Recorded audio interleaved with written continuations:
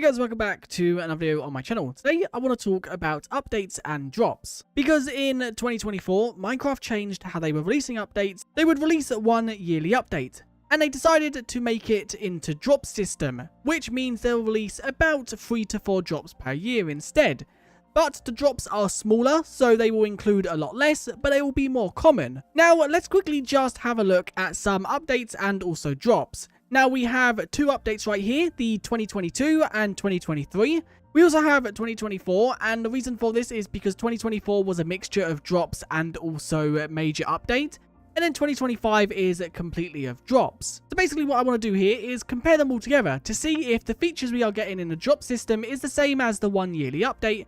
And then we're also going to talk about some downsides and positives to both of them. Now, in 2022, which this was the wild update, we got a double chest and then a little bit more. And you can see there is a lot of variety in what we got. We got a lot of building blocks, we got a lot of mobs, we also got some items, enchantments, and we also got addition of chest boats. We'd also get 2 biomes and a structure, the mangrove swamp, the deep dark, and also the ancient city. Then in 2023, this was Trails and Tales Plus. You can see we got 2 wood sets. We got the sniffer as well as the camel. We also got a lot of new vegetation blocks. We also got archaeology and suspicious, and we also got pottery sherds and armor trims. We also get a new biome at the Cherry Grove and the structure the trail ruins. So it seems like we got a lot more in 2023, but I think that's mainly because of smithing templates. There are obviously a lot of items, and also pottery sherds. They do also add up a lot of items. Now, in 2024, this is where Minecraft announced the drop system.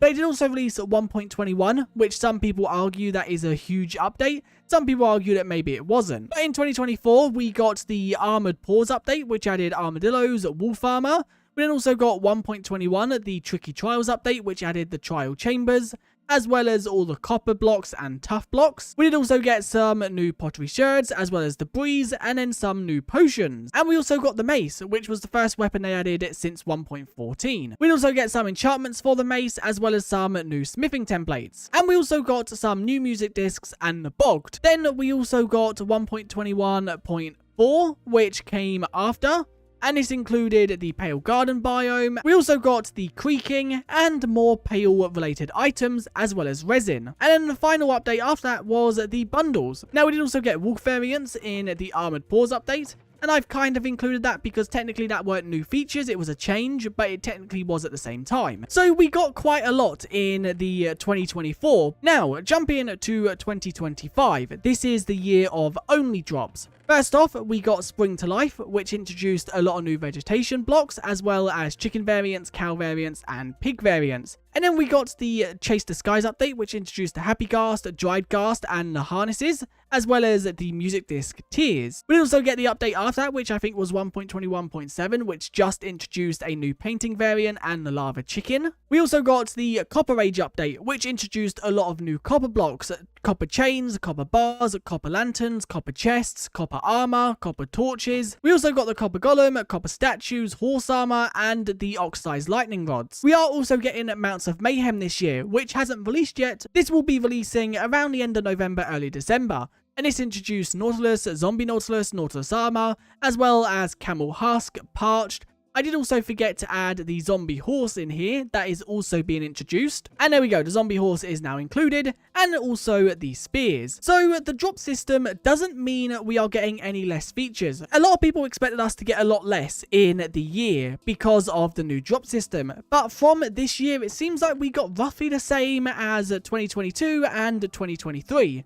Obviously, 2024, we did get quite a lot more. Now, also, I think one good thing is we are still getting roughly the same amount of entities. You can see in 2022, we got 4 entities, the Warden, the LA, the Frog, and the Tadpole.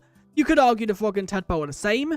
We then also in 2023 got the Sniffer and also the Camel. Then in 2024 we got the Armadillo, the Breeze, the Bogged, then the Creaking. And in 2025 we got the Happy Ghast. We also got the Copper Golem.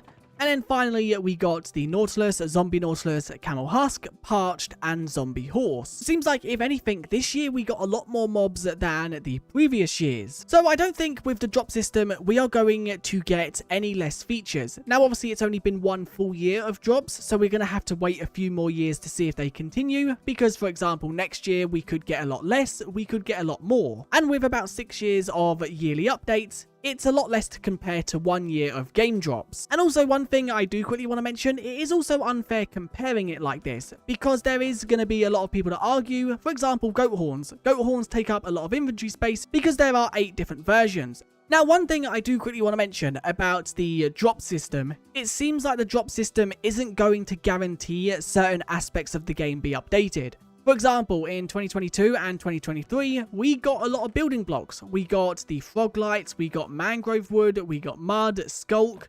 Then in 2023, we got cherry, bamboo. But if we now jump to 2025, you can see, apart from the copper and vegetation blocks, there are not really any building blocks. So I think that is one downside to the drops, but once again, that is just because this year the drops have been focused on different things. Next year, we could get drops focused on building blocks. The drop system, I don't see as a negative. I think I prefer the drop system because it means we get the features over the course of the year rather than them not releasing anything until the middle of the year.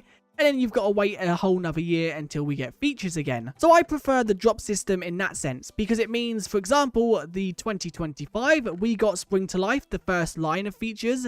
We got these around March. Then the Happy Ghast update dropped around June. Then the Copper Age update dropped around October. And then the Mounts of Mayhem features are dropping around November, December. So it means every 2 to 3 months, we are getting new features to mess around with. And if we jump to 2022, every feature in this chest and this chest dropped around June of 2022. And then all the features in these chests dropped around June of 2023. So it means between that year, we got absolutely nothing apart from bug fixes. Now let's quickly talk about versions, because versions is currently something people are not a fan of. At the moment, we are on like 1.21.11. I think Bedrock is on like 1.21.100. But at the moment, version numbers are just going up. It doesn't really mean anything. And a dev has spoke about it and said in the coming weeks or months, they will be releasing a statement where they are planning to rework version numbers. So the version numbers are a lot clearer, and also so they are consistent on Java and Bedrock. We have no clue how they are going to rework them. There are some people who prefer the update system. There are some people who prefer the drop system, and my opinion, I prefer the drop system. So although I prefer the drop system, another thing I do quickly want to say, it's a bit early to judge. The update system has been a thing since 1.13, which I think released in 2017. So it was about 6 to 8 years of the update system. The drop system has only been around for a year or two. I think we need to give it a few more years to really judge if drops are bad for the game or not. Because judging it off 1 year and comparing it to 6 years we have seen updates for isn't really fair. I would say just give it more time, but I personally really do like the drop system. So with that being said, that is where I'm going to end this video. Let me know what you guys think in the comments, whether you prefer the update system or the drop system.